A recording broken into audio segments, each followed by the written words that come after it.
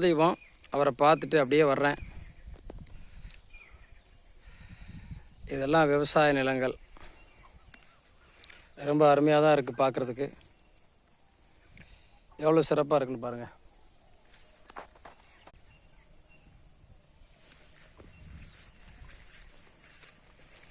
வயல்வெளிகளில் பயிர்களில் இந்த பகுதிகளில் நம்ம பயணிக்கிற போது சூரிய பகவான் அஸ்தமிக்க போகிற நேரத்தில் இந்த பசுமையான இடங்களை பார்க்குற போதும் மனசுக்கு இதமாகவும் மகிழ்ச்சியாகவும் இருக்குது.